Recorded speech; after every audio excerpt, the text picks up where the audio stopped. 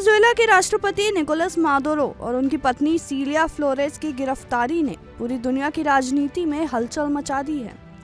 America की सैन्य कार्रवाई ने न सिर्फ वेनेजुएला की सत्ता को झकझोर दिया है, बल्कि अंतर्राष्ट्रीय कानून, संप्रभुता और वैश्विक कूटनीति पर भी बड़े सवाल खड़े कर दिए हैं। अमेरिका और वेनेजुएला के रिश्ते पहले से ही तनावपूर्ण रहे हैं, लेकिन इस बार मामला बेहद गंभीर मोड़ पर पहुंच गया है। अमेरिकी फोर्सेस ने एक सुनियोजित सैन्य अभियान के तहत वेनेजुएला के राष्ट्रपति निकोलस मादुरो और उनकी पत्नी को हिरासत में लिया और देश से बाहर निकाल लिया। अमेरिका की अटॉर्नी जनरल पाम बॉन्डी ने न्यूयॉर्क की अदालत में पहले से दर्ज मामलों की पुष्टि करते हुए साफ कहा कि अब मादुरो और सीलिया फ्लोरेस को अमेरिकी अदालतों में मुकदमे का सामना करना होगा। अमेरिकी राष्ट्रपति डोनाल्ड ट्रंप के अनुसार ये ऑपरेशन बड़े पैमाने पर और बेहद गोपनीय तरीके से अंजाम दिया गया। ट्रंप ने बताया कि अमेरिकी स्पेशल फोर्सेज ने वेनेजुएला में सैन्य कार्रवाई की, जिसमें मादुरो और उनकी पत्नी को हिरासत में लिया गया। दोनों को हेलीकॉप्टर के जरिए वेनेजुएला से बाहर निकाला गया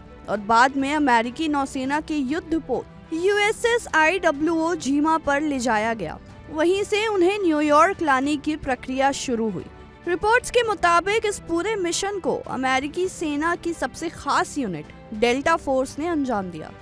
ये वही यूनिट है जो आतंकवाद विरोधी अभियानों और हाई वैल्यू टारगेट्स को पकड़ने के लिए जानी जाती है। अमेरिकी न्याय विभाग का दावा है कि मादुरो पर बेहद गंभीर आरोप लगे हैं। इनमें नार्को टेररिज्म, अमेरिका में कोकेन सप्लाई की साजिश, हथियार रखने और इस्तेमाल करने की योजना, मशीन गन और घातक हथियार रखने जैसे बड़े आरोप शामिल हैं। अमेरिका का कहना है कि मादुरो ने वेनेजुएला की सत्ता का इस्तेमाल अंतर्राष्ट्रीय ड्रग नेटवर्क को बचाने, अमेरिका में नशीले पदार्थ भेजने और सशस्त्र संगठनों से गठजोड़ के लिए किया गया। वहीं सीलिया फ्लोरेस सिर्फ राष्ट्रपति की पत्नी नहीं है, वो वेनेजुएला की राजनीति में एक ताकतवर चेहरा रही हैं।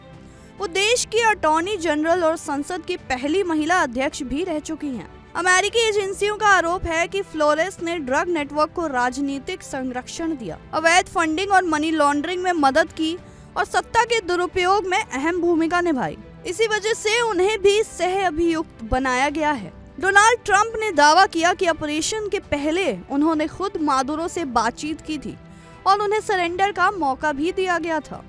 ट्रंप के शब्दों में, तुम्हें हार माननी होगी, तुम्हें सरेंडर करना होगा। ट्रंप ने मादुरो पर कई लोगों की हत्या कराने का आरोप भी लगाया है और कहा है कि उनकी गिरफ्तारी अमेरिका के लिए एक बड़ा प्रतीकात्मक कदम है। हालांकि अमेरिका के भीतर ही इस कार्रवाई को लेकर सवाल उठने लगे हैं। डेमोक्रेटिक सांसदों का कहना है कि ये ऑपरेशन कांग्रेस की मंजूरी के बिना किया गया और ये एक संप्रभु देश में सीधा सैन्य हस्तक्षेप है। ट्रंप ने इन आलोचनाओं को सिरे से खारिज करते हुए आलोचकों को कमजोर और मूर्ख लोग कहा और इस ऑपरेशन को जीनियस कदम बताया है। कानूनी विशेषज्ञों का मानना है कि यह मामला अंतर्राष्ट्रीय कानून, संयुक्त राष्ट्र चार्टर और संप्रभुता के सिद्धांतों को लेकर बड़ी बहस खड़ी करेगा। अब सवाल ये है कि मादुरो की गिरफ्तारी के बाद वेनेजुएला का भविष्य क्या होगा। देश में पावर वैक्यूम यानी सत्ता शून्यता की स्थिति बन सकती है। संभावना है कि एक अस्थायी सरकार बने, विपक्ष सत्ता में आने का दबाव बनाए और सेना की भूमिका निर्णायक साबित हो। ट्रंप ने साफ कहा कि अमेरिका सिर्फ सत्ता नहीं बल्कि पूरी व्यवस्था में बदलाव चाहता है। राजनीतिक विश्लेषकों का कहना है कि मादुरो समर्थक गुट सड़कों पर उतर सकता है। अगर सेना ने हस्तक्षेप किया तो हालात शांत भी रह सकते हैं और हिंसक भी। इस बीच रूस, चीन और ईरान जैसे देश अमेरिका की इस कार्रवाई की कड़ी आलोचना कर रहे हैं। वेनेजुएला पहले से ही आर्थिक संकट, महंगाई और बड़े पैमाने पर पलायन की समस्या से जूझ रहा है। संयुक्त राष्ट्र के आंकड़ों के मुताबिक साल 2014 से अब तक करीब 77 लाख वेनेजुएला नागरिक देश छोड़ चुके हैं। ये देश की कुल आबादी का लगभग 20% है। रॉयटर्स की रिपोर्ट के अनुसार बोलीविया और चिली में रहने वाले वेनेजुएला के प्रवासियों ने अमेरिका की इस कार्रवाई का जश्न मनाया। लोगों को उम्मीद है कि मादुरो के हटने के बाद वेनेजुएला में स्थिरता लौटेगी। हालांकि वेनेजुएला की सरकार ने इस कार्रवाई को अपहरण बताया है। उपराष्ट्रपति डेल्सी रॉड्रिगेज ने कहा कि ये देश के संविधान और अंतर्राष्ट्रीय नियमों का उल्लंघन है। ये पहली बार है जब किसी मौजूदा राष्ट्रपति को अमेरिका ने सीधे सैन्य कार्रवाई के जरिए गिरफ्तार किया है।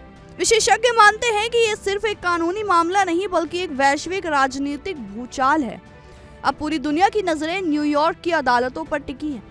यही तय होगा कि निकोलस मादुरो अमेरिकी न्याय व्यवस्था का सामना कैसे करते हैं और वेनेजुएला इस ऐतिहासिक मोड़ के बाद किस दिशा में आगे बढ़ता है। फिलहाल के लिए इस रिपोर्ट में इतना ही। देश दुनिया की तमाम खबरों के लिए बने रहिए इंडिया डेली के साथ।